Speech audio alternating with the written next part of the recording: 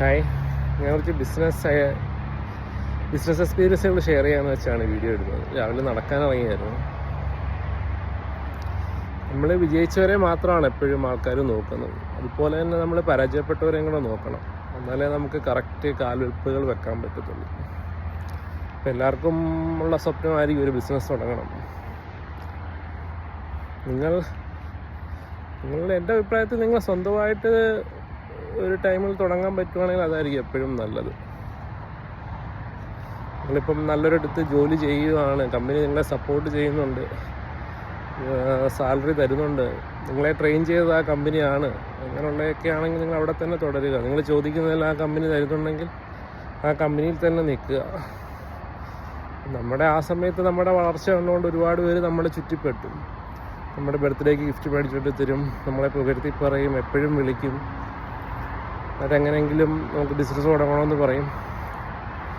നമുക്ക് നമ്മുടെ ലീവിന് നാട്ടിൽ ചെല്ലുമ്പോൾ നമ്മുടെ വീട്ടിൽ ചെല്ലും, അച്ഛനമ്മമാരെ കാണും, അവർക്ക് ഗിഫ്റ്റുകൾ മേടിച്ചു കൊടുക്കും. അങ്ങനെ ഒരുപാട് നമ്മൾ അറിയാതെ അവരിലേക്ക് വീണു പോകും. വീണ് നമ്മളെ ചവിട്ടി അവർ കയറി കഴിയുമ്പോഴത്തേക്ക് നമുക്ക് പറ്റുന്ന വീഴ്ചകൾ വലുതായിരിക്കും, നമുക്ക് നഷ്ടങ്ങൾ വലുതായിരിക്കും.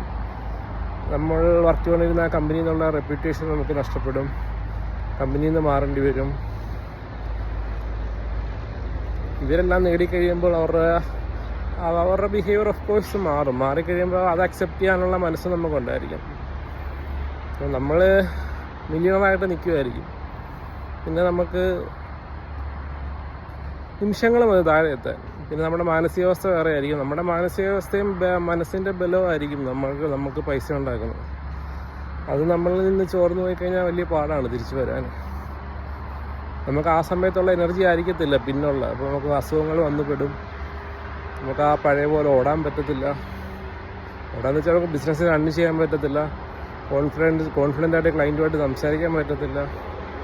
ഒരുപാട് ഇഷ്യൂസുകൾ നമ്മൾ തരണം ചെയ്യേണ്ടി വരും. പിന്നെ സ്റ്റാർട്ടപ്പുകൾ ചെയ്യാം, എല്ലാവരും ഒരുപോലെ ഇൻവെസ്റ്റ് ചെയ്ത്. അതൊക്കെ എത്ര വർക്കൗട്ട് ആവുമെന്ന് എനിക്കറിയത്തില്ല. പക്ഷെ ആൾക്കാർ പറയുന്നുണ്ട് എൻ്റെ പാർട്ണറാണെല്ലാം. പക്ഷെ അവരെല്ലാം ആരെങ്കിലും ഒരാളെ പറ്റിക്കുകയോ തള്ളിക്കളയോ ചെയ്തു വന്നവരാണ് അവരെല്ലാം. എല്ലാവരെയും അല്ല,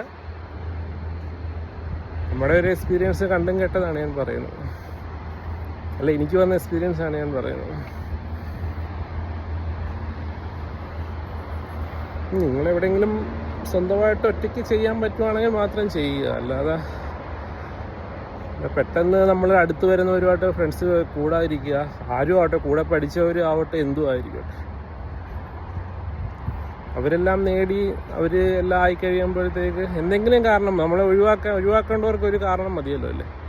എന്തെങ്കിലും കാരണം പറഞ്ഞ് എന്തെങ്കിലും കൈമുടക്കുക എന്ന് നമ്മളെ ഒഴിവാക്കും. അതുവരെ നമ്മളെ വേണം, അത് കഴിയുമ്പോഴത്തേക്ക് നമ്മളെ വേണ്ടാന്ന് പറയും. എപ്പോഴും ബിസിനസ്സിന് ഇറങ്ങുമ്പോൾ അത് നോക്കുക, ഡേഞ്ചറായിരിക്കും. സക്സസ് ആയിക്കോട്ടെ, നമ്മൾ ഒറ്റയ്ക്ക് ഇറങ്ങി ഒറ്റയ്ക്ക് ചെയ്താൽ ഓക്കെയാണ്.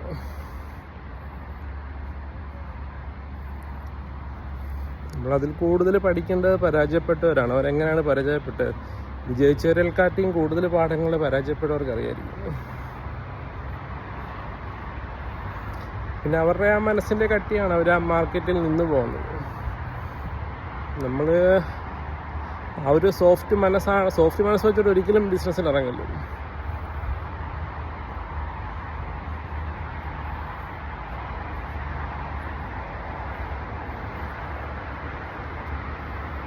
അങ്ങനെ എന്തുവാണ്. ഓക്കെ.